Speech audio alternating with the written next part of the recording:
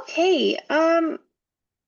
So if you'd like to, Diana, if you could tell us a little bit about yourself and your creative background, if you've always done, if you've always been a creator, or if you changed careers midway.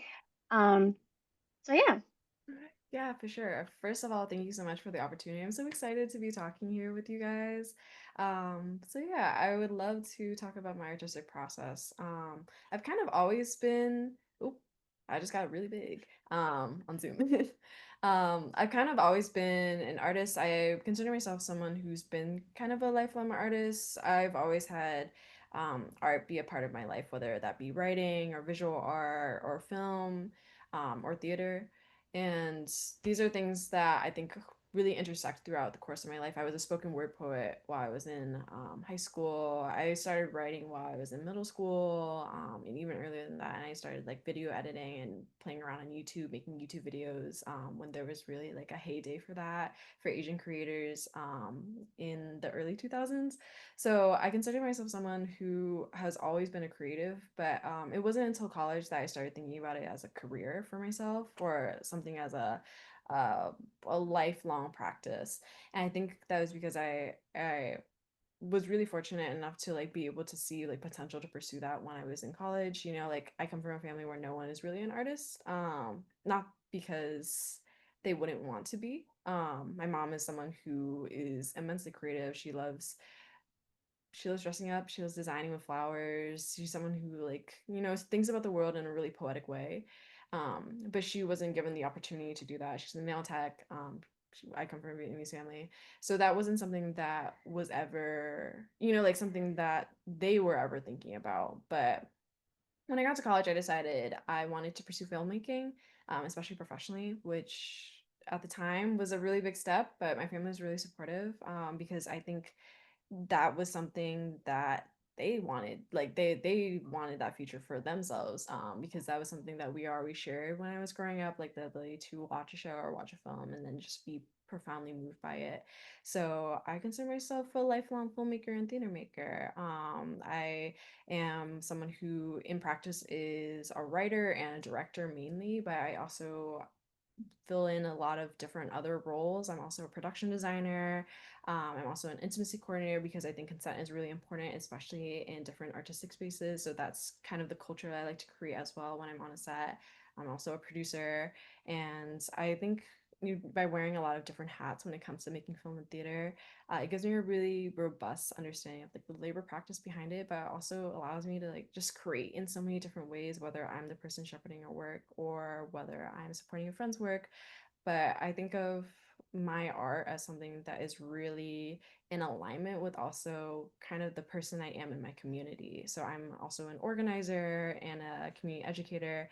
And when I think about my art too, there's a deep sense of selflessness when it comes to thinking about that. I'm thinking a lot about like the type of work that I'm making being in service of the community that I'm from. So I'm a queer Asian person. I'm also Vietnamese and Southeast Asian, and those are identities that I really center in my art when I'm thinking about okay, well, what are narratives that I haven't been able to see in media? One thinking about like okay, like how do we make Asian stories that are really representative of like Asian characters that might be Asian troublemakers, Asian characters who might be queer or like come from non-traditional family backgrounds, Asian characters who might push against boundaries and be trailblazing in their own right. And that is something that I've always wanted to see. And I think that is where a lot of the joy for me comes from creating is being able to open up these new avenues where I'm like, no, this is an Asian comedy where they're really going outside of the box of what is like normalized when it comes to Asian identities. I think also as someone who comes from a community where Black and Brown communities and Vietnamese communities like are very hand in hand, that type of representation is also really important to me in thinking about how our different communities intersect.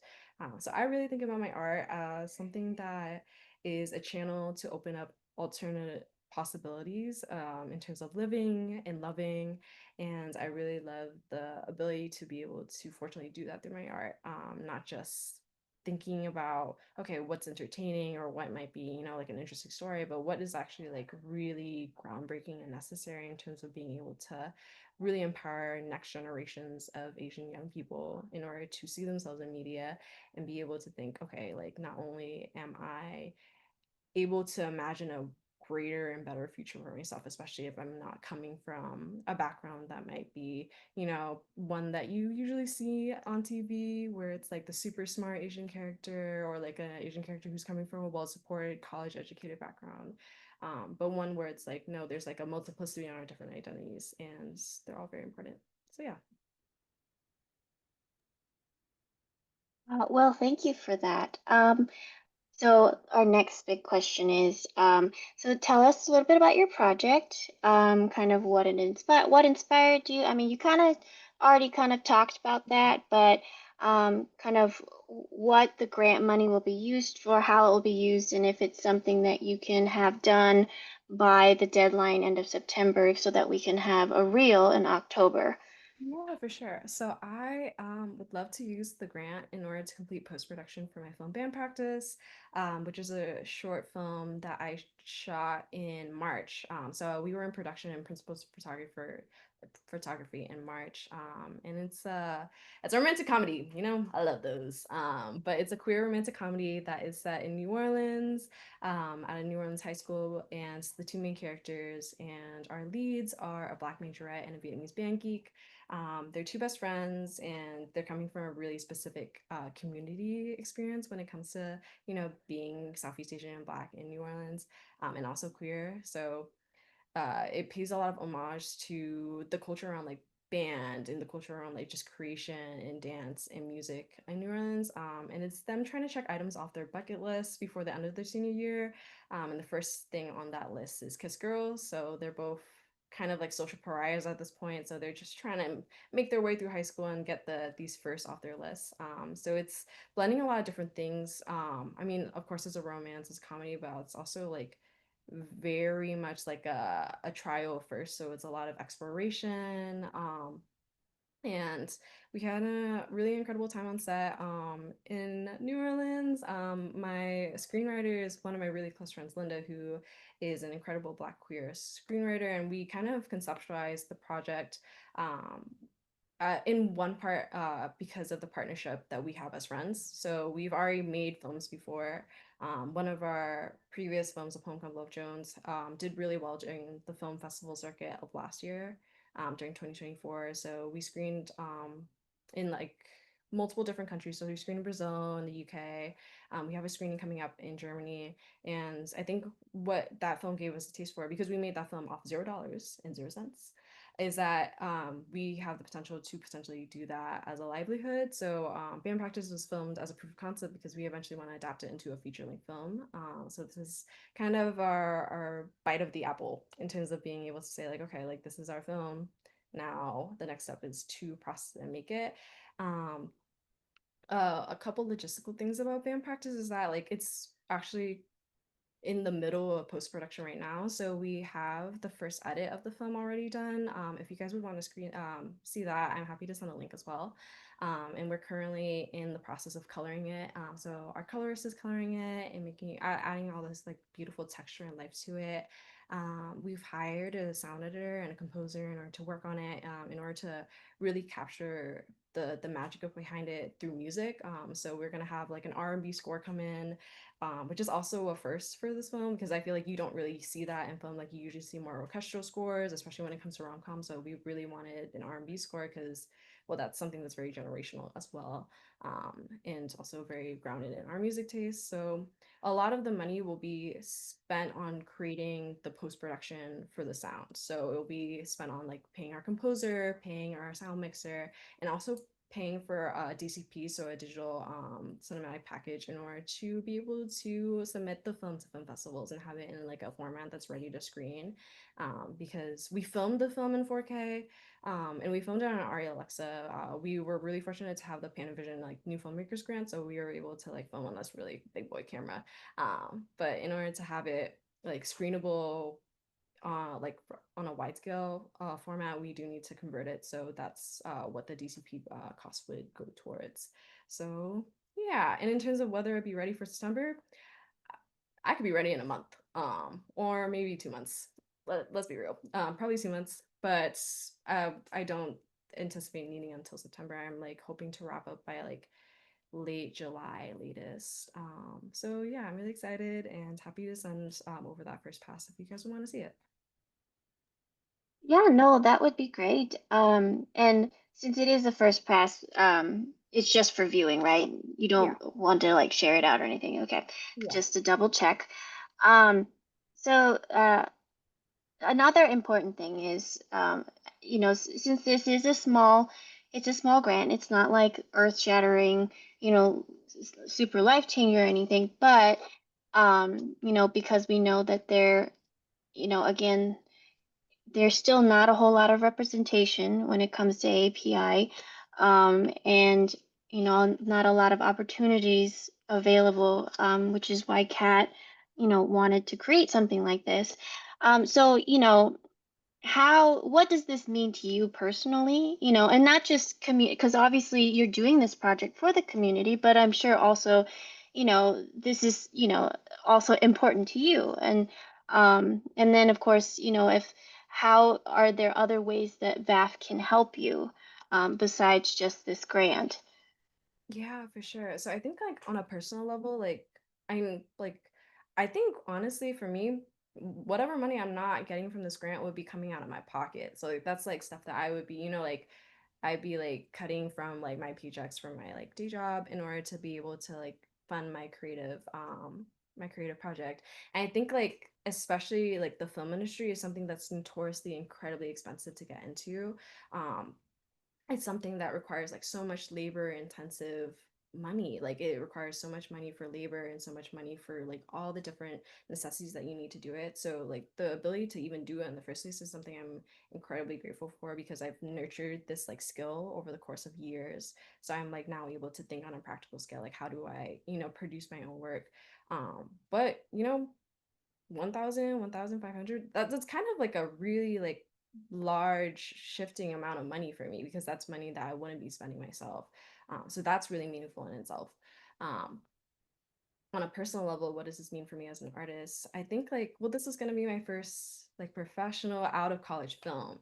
So like I've made multiple short films like during college, but I think like just practically for me, I like to separate that work as like my student filmmaking, like not because it's not as good or like not as quality. I'm really proud of that work as well. This is my first film where I'm paying everyone to be a part of it. So not only am I a director, but I'm also someone who's really conscientiously like forwarding this really ethical like labor process that I want to nourish as a director. Because like the film industry is not equitable. Like people are constantly underpaid, especially like women of color, especially like young women of color. And I think like even for me as someone who's 24, if I have the ability to like assemble a team together, I want to make sure that everyone eats. And that is super important to me. So I think of like this is going to be something where I'm very proud of this project no matter what happens with this film because I was able to nourish this culture and like bring together all these people and create a community where everyone's labor is valued and no one was undercut or underpaid. And then in addition to that, we're also telling this really beautiful story. So like a majority of our cast and crew shared these identities with us. Like a lot of our cast and crew are queer, naturally. A lot of our cast and crew are Black and Asian, and a lot of our cast and crew actually were also girl dads, like older like fathers who had queer children who really wanted to support this project on like a practical level. We had like a really intergenerational crew.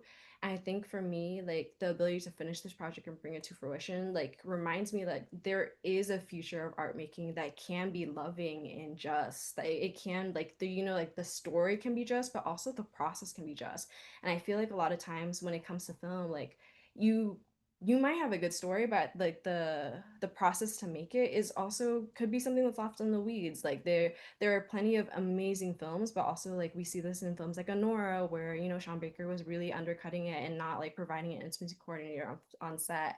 So I think like for me personally, like it feels like a victory in order to finish this because I'm like, okay, like I was able to tell a story that means a lot to me in my community. So like a lot of queer, Asian, and Black youth are now able to see this and be like, oh, like I, I'm not alone. And there's also like queer stories that aren't just rooted around like coming out and like kind of like the trauma behind that, or like, like social isolation, but that's like solely a bad thing. And there's no joy in life. Like, I think like regardless of what oppressions are experienced, like there's so much humor. Like I go through my life laughing, and I really love that. So one, the process. I'm really proud of that. And two, the story. So I really, yeah, I'm gonna consider it a victory no matter what. And I think on a larger scale level, how can VAF support me outside of the grant? I think like, I don't know, I think being connected with another community of Asian art makers and creators is really important to me. I think like a lot of times, especially in the film industry, it's really about who you know. And I think it's really important to be able to have people in your corner, and to be in other people's corner too, because I love to be people's cheerleader as well. Where you're in community with each other and you believe in each other's work, and like we're uplifting and upholding each other. And I'm constantly looking for that support within community, because I feel like that's oftentimes when I feel like the most capable in this. Like I feel like I can do this and I'm not alone. Because like, the barrier to access is one thing, but I feel like I can do anything if I have the right people in my corner. So yeah. Hey, well, one of the things that we do offer is a mentorship program. The first year we did this, it was a bit, it was experimental. So starting last year, we partnered up with Unlock Her Potential.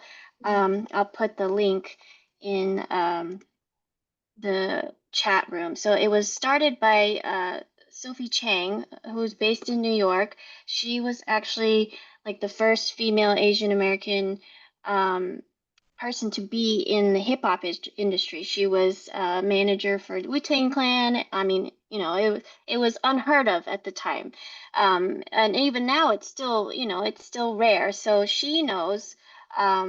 She definitely is the person who knows what it's like to be kind of the lone, you know, and also just kind of the driver for that, for that change. So she has a program, and they will provide a year membership, and they have workshops. You can pick out the workshops you want to attend.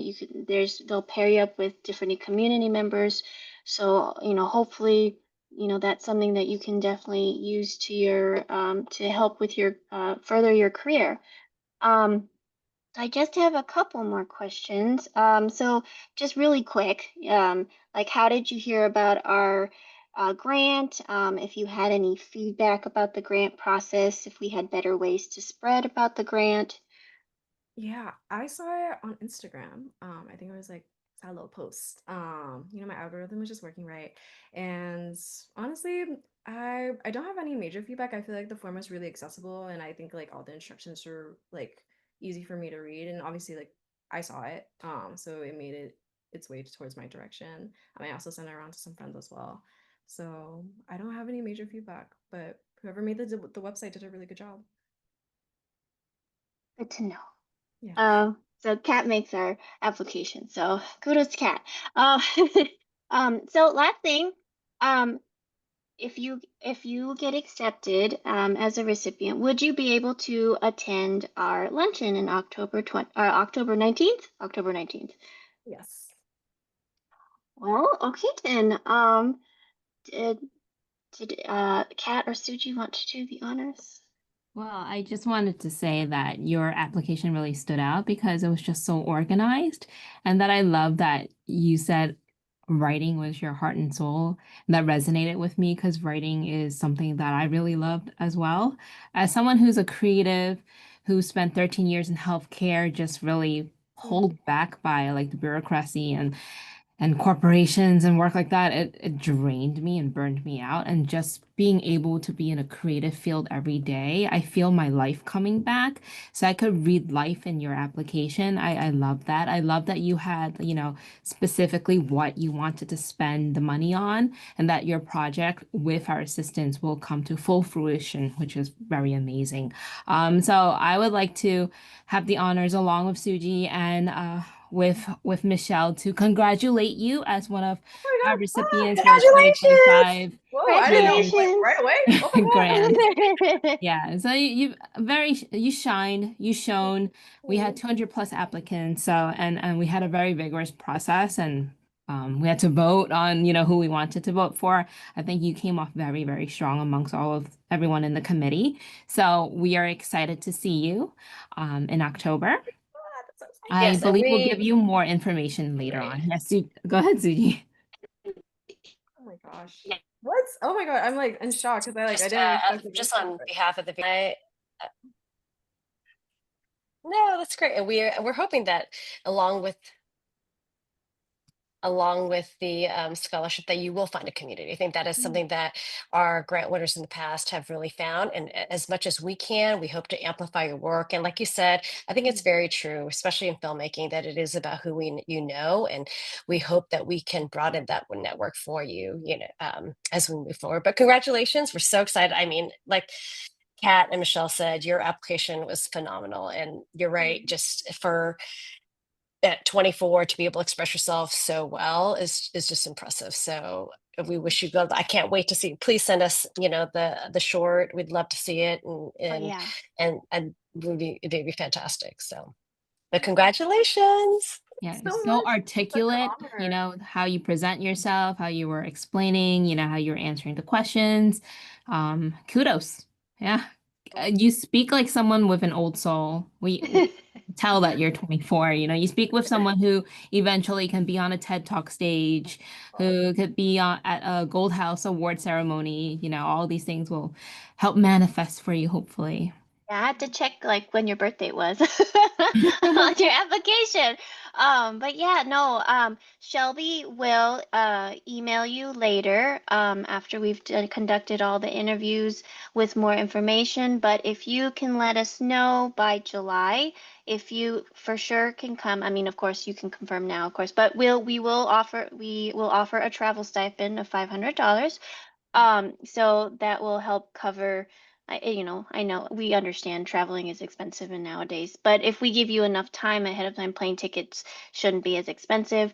It will be in Seattle, so we'll have an award for you, and then if you also will let Shelby know how you would like your name to be written, how you pronounce your name. That way we print it correctly as you would like on the award as well.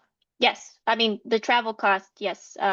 We're working with um, the hotel we've been working the last couple of years, and so they we will offer a hotel stay as well. Um, great. Yeah, cool. but yeah, and then of course you are welcome to bring a guest. Um, and it's the hotel stay would be for one night. So if you end up wanting to stay longer, so that would be up to you.